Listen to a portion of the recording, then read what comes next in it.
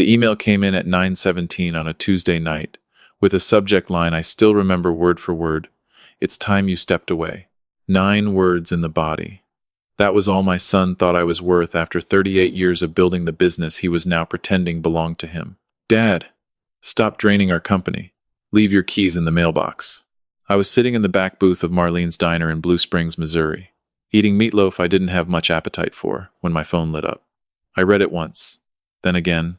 Then I looked through the window at the rain sliding down the glass and started to smile. Not because it didn't hurt. It hurt in a place I thought had gone numb years ago. I smiled because the lock had finally clicked. If you're a father, or a mother, or anyone who has ever helped families so long they started mistaking your kindness for ownership, you'll understand this part. There comes a moment when the disrespect gets so clear, you almost want to thank them for saying it out loud. My name is Harold Mallory, though everybody who knows me calls me Hank. I'm 66 years old. For most of my adult life, I owned Mallory Feed and Hardware on Route 7, a squat brick building with a red tin roof, 2 loading bays, a seed room that smelled like burlap and dust, and a bell over the front door that my father hung there in 1978. I started there, sweeping floors at 13. Took it over from Dad when he got arthritis too bad to climb a ladder. Built it from nails, horse feed, paint thinner, and lawn-mower parts into the kind of place farmers came to before sunrise because they knew we'd open the back door if they needed a belt for a baler or a chain for a trailer. I know hardware. I know when a hinge is only squeaking and when it's pulling loose from the frame. I know when a screw is stripped. I know when a man says just for now and really means until you stop asking. But I didn't know that about my own son. Not soon enough. My boy's name is Tyler. He was 41 when all this happened. As a child, he used to sit on an upside-down bucket behind the register and count pennies into paper rolls while I wrote invoices by hand. He had a good heart then, or at least I believed he did. He was quick with customers, had a salesman's grin, and knew how to make old ladies laugh while carrying mulch to their trunks. But Tyler always wanted the shine without the sanding. He liked the front counter, the handshake, the idea of being Mallory and Son. He didn't like inventory at 5 a.m., tax reports, payroll, vendor disputes, or crawling under a delivery truck in January because a brake line froze. He left at 26 for Kansas City, tried real estate, insurance, online marketing, and something he called consulting, which mostly seemed to mean wearing expensive shoes and being behind on bills. Then he married Rebecca. Now, I'm not going to stand here and say Rebecca was a villain from the day I met her. Life is rarely that simple. She was polished, sharp, and always smelled like perfume that cost more than my first pickup. She had a way of looking around a room like she was already deciding what needed replacing. First time she came into the hardware store, she looked up at the wooden Mallory sign above the counter and said, "This place has potential if someone modernized it." I laughed because I thought she meant the paint. She meant me. The trouble started when Tyler called me one November afternoon and said he and Rebecca needed to come home for a while. His real estate team had folded.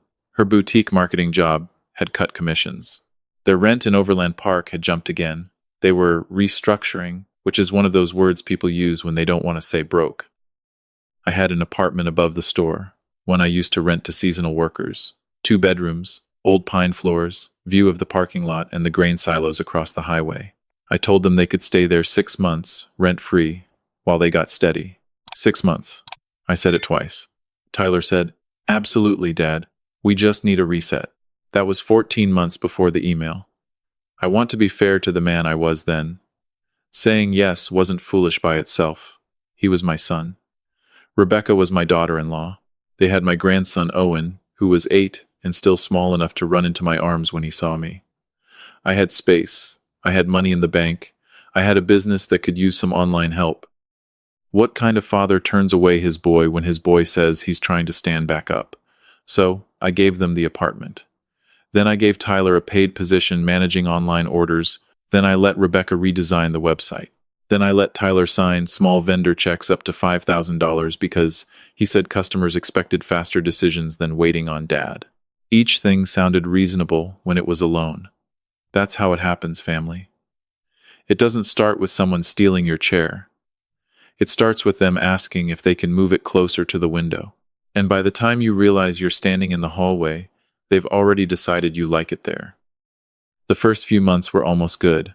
Owen came downstairs before school and helped me open the register. Tyler brought in new customers through Facebook ads. Rebecca put up clean white shelves and took product photos. Sales ticked up in ways I had to admit were real. I was proud. That's the truth. I wanted to believe my son had finally found his place. Then little things changed. My office in the back, the one with my father's roll-top desk, became shared workspace. Rebecca replaced my handwritten supplier cards with a software system no one taught me how to use. Tyler started scheduling me for fewer front counter hours because, as he put it, you deserve to slow down. A month later, my name disappeared from the email signature. Mallory Feed and Hardware became Mallory Home and Supply. Then Rebecca ordered new uniforms, gray polos, white logo, no mention of feed. When I said our farmers still bought from us, she smiled like I'd told a sweet story about a dead horse. "Hank," she said, "we're going after a different customer now. Different customer, different store, different father, if she could have ordered one." I didn't fight every change. That was my mistake. I told myself adapting wasn't the same as surrendering. I told myself Tyler needed room to lead. I told myself every father has to step back sometime. But stepping back is one thing.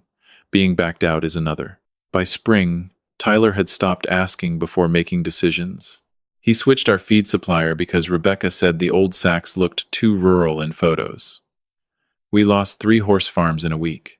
He bought $8,000 worth of decorative planters that sat unsold by the entrance because our customers came in for fence staples and motor oil, not concrete bowls shaped like seashells. When I questioned him, he sighed. That sigh became familiar. The sigh a grown child gives when he wants you to feel old before he answers. "Dad, you've got to trust us," he said. "You can't keep one foot on the brake forever." I looked around at the store I'd opened every morning for nearly 4 decades and wondered when wanting a say in my own business had become breaking. The first real crack came on a Saturday in May. I walked in at 6:30 like always and found my key didn't work in the office door. I thought the lock was jammed. Then Tyler came down from the apartment, wearing one of those gray polos and carrying a travel mug. "Oh, yeah," he said. "We changed that. Inventory security. Nothing personal." Nothing personal is what people say when they know exactly how personal it is. "My checkbooks are in there," I said. "We moved the old paper stuff to storage. Rebecca's handling digital payments now." I stared at him. "Those accounts are under my name." He looked tired, annoyed, like I'd interrupted a meeting I wasn't invited to. "Dad, nobody's taking anything from you. We're just trying to run this like a real company." A real company. I should have ended it then. I know some of you are saying that right now. And maybe you're right. Maybe you would have told him to pack his things that morning. Maybe you would have fired him on the spot and had a locksmith there by lunch. But I looked up and saw Owen at the top of the stairs in his dinosaur pajamas, rubbing sleep from his eyes, and my anger folded in half. That boy loved the apartment, loved riding his bike around the empty parking lot after closing, loved sitting with me on milk crates while I taught him how to sharpen mower blades. I told myself I was keeping peace for him. Sometimes that's true. Sometimes it's an excuse that wears a child's face. Still, I wasn't sleeping through it. I need you to know that. I wasn't blind. I started doing what I should have done earlier. I called my attorney, Patricia Keene, who had handled my commercial leases for 20 years. I told her I wanted a quiet review of every document connected to the business. The building deed, the LLC registration, vendor accounts, bank lines, payroll authority, apartment occupancy, everything. She asked, "Is there a problem with Tyler?" I said, "Not yet." She was quiet for a second. Then she said, "Hank, when a man says not yet, he usually means yes." Patricia was right. The paperwork told a simple story. I owned 100% of the building. I owned 100% of the LLC. Tyler had employee management authority only. Rebecca was a contractor with no ownership. The apartment was company housing with no lease. The bank line of credit, 2 vendor credit accounts, and the delivery truck note all rested on my personal guarantee. In plain English, they were standing on my floor, using my credit, spending my money, and slowly teaching everyone to call it theirs. Patricia advised me to put guardrails in writing. So I did. Tyler received a formal roll letter. Rebecca received a contractor agreement. Spending limits were reduced. Vendor changes needed my approval. The apartment arrangement got a written end date, 90 days. I thought that would wake them up. It woke them up, all right. Just not in the way I hoped. Rebecca stopped speaking to me unless customers were present. Tyler got colder. Owen stopped coming downstairs as much, and when he did, he looked between the adults like a little weather vane trying to guess where the storm was. Then came the 4th of July sale. For 32 years, Mallory's had held a holiday cookout in the parking lot. Hot dogs, lemonade, discount garden hoses, kids drawing with chalk by the feed dock. Nothing fancy, just community. That year, Rebecca turned it into a summer lifestyle event. She hired a photographer, rented white tents, and moved the old-timers coffee table into the back because it looked cluttered. She even took down my father's bell over the door and replaced it with a sleek black sensor that chimed like a hotel. Elevator. I found the bell in a cardboard box beside broken shelving brackets. I picked it up and just stood there. Tyler came around the corner. "Dad, don't start." "Don't start what?" Acting like every little change is disrespect. I held the bell in my hands. My father's thumbprint was still in the brass where he'd rubbed it for years. "This isn't little," I said. Rebecca walked in then, tablet under one arm, sunglasses on top of her head. "Hank, with respect, nostalgia doesn't pay invoices."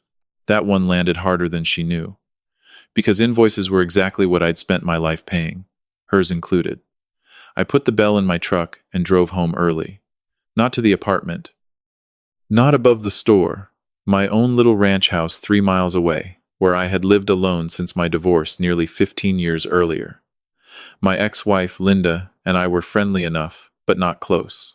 There was no dead spouse in my story, no grand tragedy to explain my softness. Just a father who kept hoping his son would turn back into the boy counting pennies behind the register.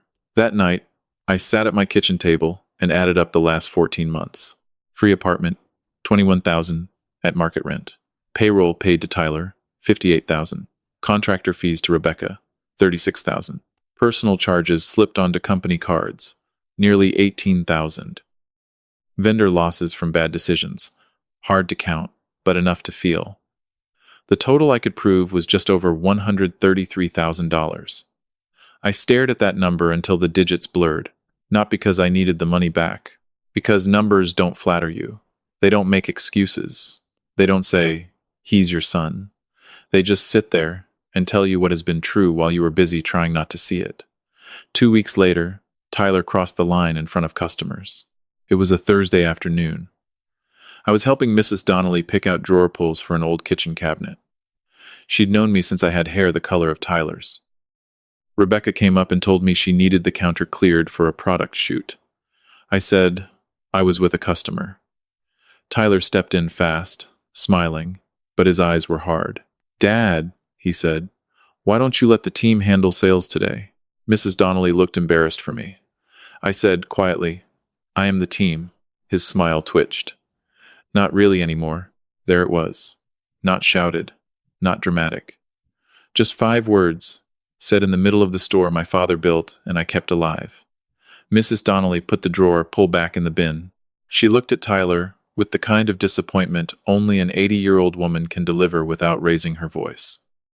"Your grandfather would have washed your mouth out for that," she said, and walked out. I should have thanked her. Instead, I went to the back, picked up my hat, and left. That evening, I met Patricia at her office. I brought the bank records, payroll reports, company card statements, Rebecca's contractor invoices, and photos of the changed locks and removed sign. Patricia spread everything across her conference table and tapped one red fingernail on the file. "You've given them a chance," she said. "I know. Do you want discipline or separation?" That's a question I wish more parents asked themselves sooner. Are you trying to correct behavior, or are you finally admitting the arrangement is broken? I looked at the papers. "Separation," I said. We began preparing quietly, not angrily, carefully. I revoked Rebecca's system access effective the following Monday. I removed Tyler's spending authority above $500. I instructed the bank to require my signature on any draw from the credit line. I contacted our 2 largest vendors and restored approval controls. I had Patricia draft a 30-day notice ending their company housing. Not eviction yet, just proper notice. Legal. Clean. Boring. In the best possible way. And then, because I had finally learned not to leave a hinge half loose, I called someone else. Her name was Angela Price. She had managed my commercial accounts at Truman State Bank for 9 years.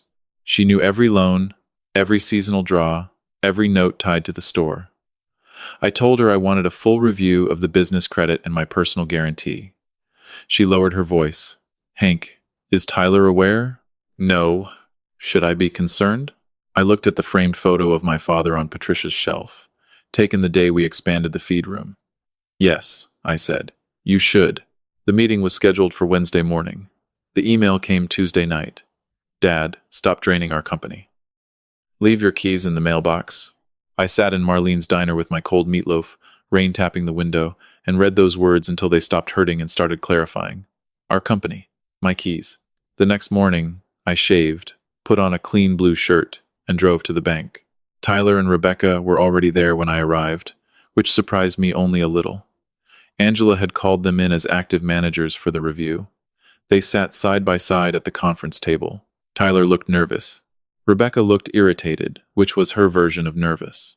Patricia sat to my right with a folder thick enough to make a point before anyone opened it.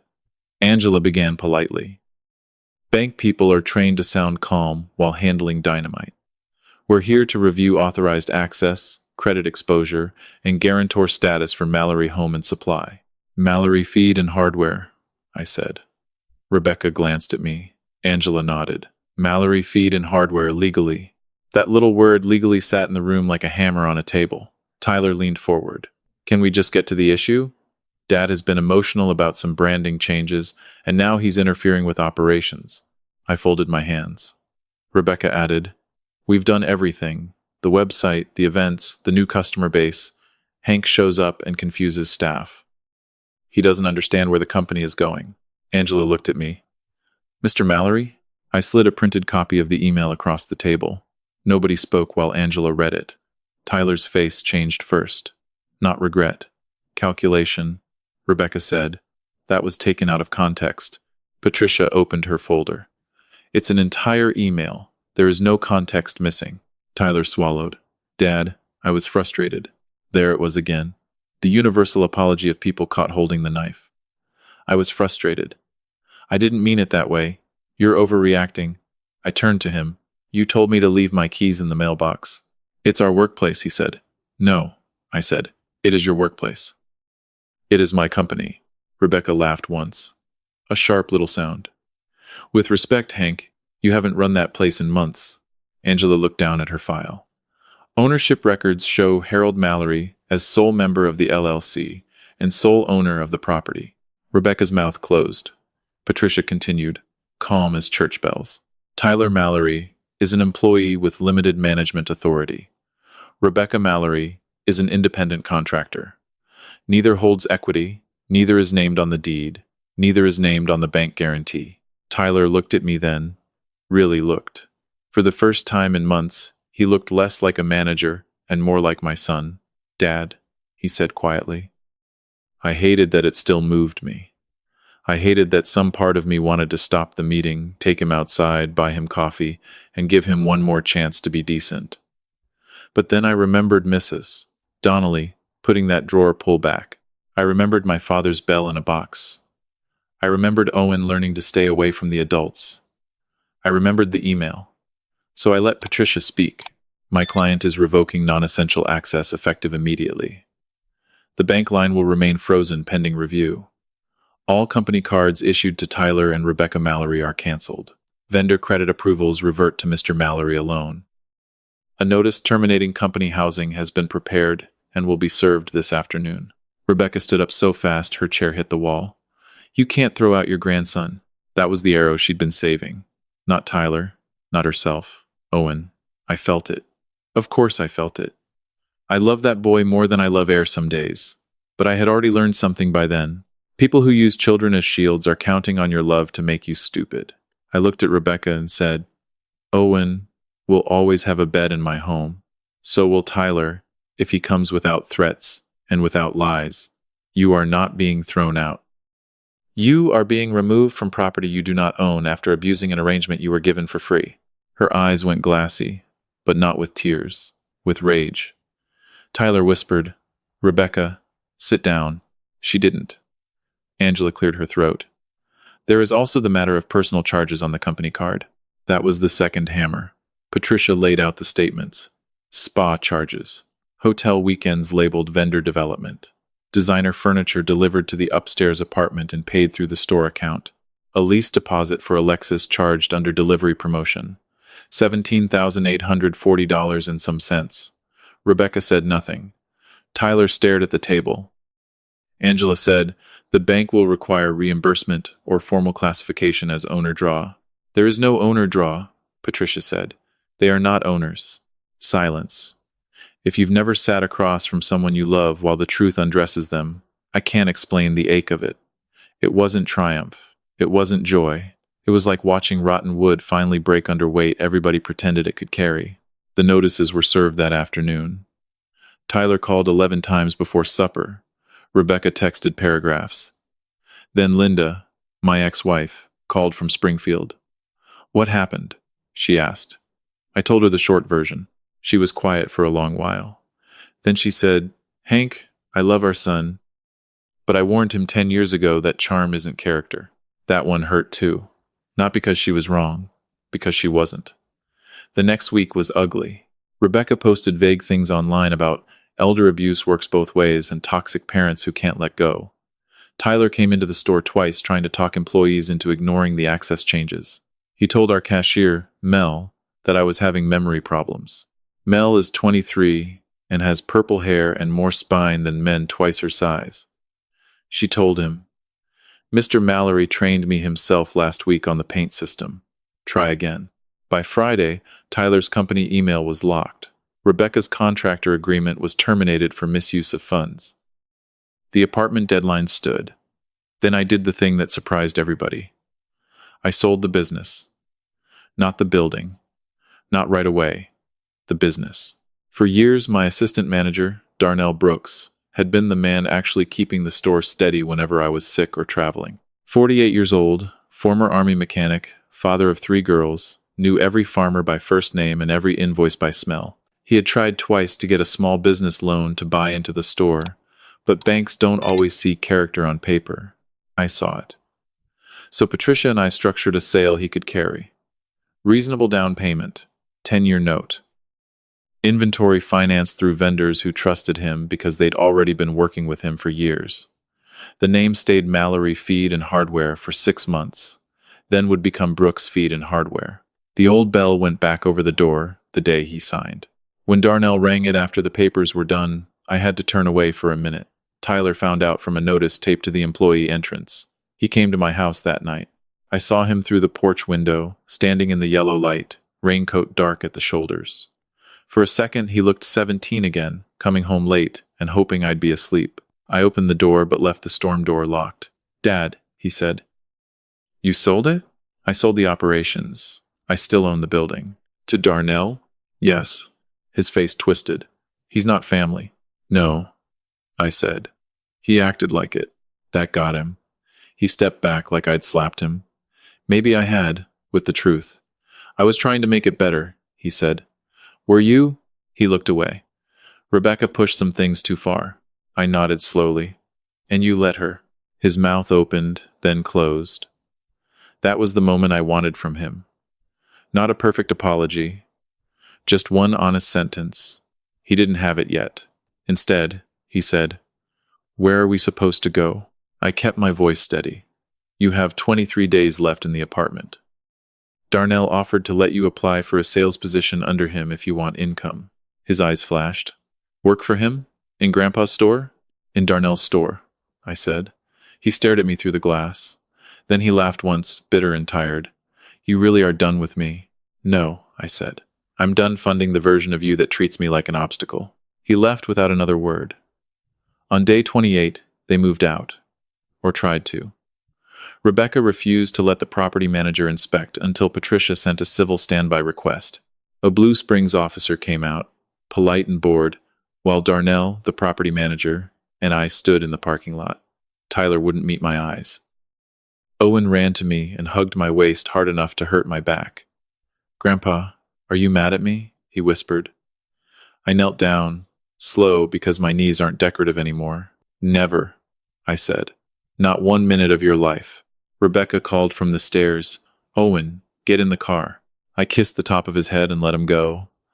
The apartment was a mess, cabinet doors cracked, carpet stained with paint from one of Rebecca's brand backdrop projects, holes in the drywall where shelves had been ripped out.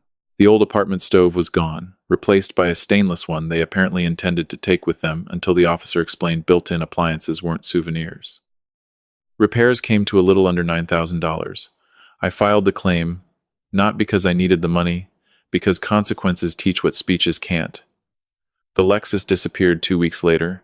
Turns out that deposit Rebecca had slipped through the company card was only the beginning. Without store money covering payments, the lease collapsed. Tyler took a job selling equipment outside Independence. Not for Darnell. Pride still had him by the collar. Rebecca's online post stopped after Patricia sent a defamation letter with screenshots attached. And me? I stayed out of the store for 3 full weeks. First time in 38 years I didn't unlock that door before sunrise. I thought I'd feel lost. Some mornings I did. Mostly, though, I felt light in a way that made me suspicious. Like a man who has carried a sack of feed so long he doesn't trust his own shoulders when it's gone. I fixed my fence. I took Owen fishing twice. After Tyler called and asked if I still meant what I said about him always having a place with me, I told him yes. I did not ask about Rebecca. He did not offer. One Saturday in October, Darnell invited me to the store's fall sale. I almost didn't go. I was afraid it would hurt too much. But when I walked in, the bell rang, the real bell. Mrs. Donnelly was at the counter buying drawer pulls. Mel was mixing paint. Darnell was loading feed for a rancher and laughing loud enough to fill the rafters. The place smelled like coffee, cedar shavings, and honest work. The sign still said Mallory, for now. But it didn't feel stolen anymore. It felt continued. I found my father's old stool behind the register. Darnell had put a small brass plate on it. For Hank, pull up a chair any time. I had to walk outside and pretend to check the weather. 3 months after the email, Tyler called me from a number I knew but hadn't seen in weeks. "Dad," he said, "can I come by?" "Alone?" A pause. "Yeah, alone." He came that evening. No Rebecca, no performance. Just my son in jeans and a work jacket, holding a paper bag from Marlene's diner. "Meatloaf," he said. "Figured I owed you a hot one." I didn't smile, but I opened the door. We ate at the kitchen table. For a while we talked about Owen, weather, the Chiefs, anything except the thing sitting between us. Finally, Tyler set his fork down. "I read the email again," he said. I waited. I tried to make it sound different in my head, like I was just stressed, like I didn't mean our company that way, but I did. At least part of me did. That was the first true thing. He rubbed both hands over his face. I liked people thinking I had built something. I liked Rebecca looking at me like I was finally the man she thought she married. And every time you walked in, it reminded me I was standing on your work. So I made you smaller. I'm ashamed of that. I looked down at my plate. There are apologies that ask you to erase the damage, and there are apologies that finally admit the damage has a name. This was the second kind. "I'm glad you said it," I told him. "Do you hate me?" "No." "Do you forgive me?" I looked at him a long time. "I'm working on it," I said. "But forgiveness doesn't put you back in charge of anything." He nodded. His eyes were wet, but he didn't use them as currency. Fair. We didn't hug that night. Maybe some folks think we should have. Life isn't always shaped like a movie. Sometimes the honest ending is 2 people sitting at a table with a little less poison in the room than before. That was enough for me. Here's what I've learned, brothers and sisters, and I'm saying it plainly because I wish somebody had said it to me 10 years earlier. Family can inherit your eyes, your last name, your stories, even your stubbornness, but they do not inherit the right to erase you while you are still standing there. Helping your child is love. Handing them the keys to your dignity is not. For too long, I told myself a good father absorbs the insult, covers the bill, smooths the edge, keeps the peace, and waits for gratitude to arrive like a late delivery truck. But gratitude doesn't grow in soil where there are no boundaries. Entitlement does. And the hardest thing about boundaries is that the people who benefited from you not having any will call them cruelty the moment you build them. Let them. The truth does not become unkind because someone preferred your silence.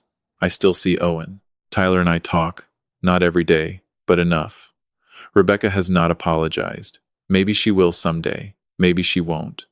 I no longer build my peace on what other people may someday understand. Darnell owns the store now. The bell still rings. Farmers still come before dawn. Mrs. Donnelly still complains about prices and buys twice what she planned. Sometimes I sit on that stool for 20 minutes and drink coffee, not as the owner, not as a ghost, just as an old man welcome in a place he loved enough to let it live without him. And every time I hear that bell, I remember the email. Leave your keys in the mailbox. Funny thing about keys.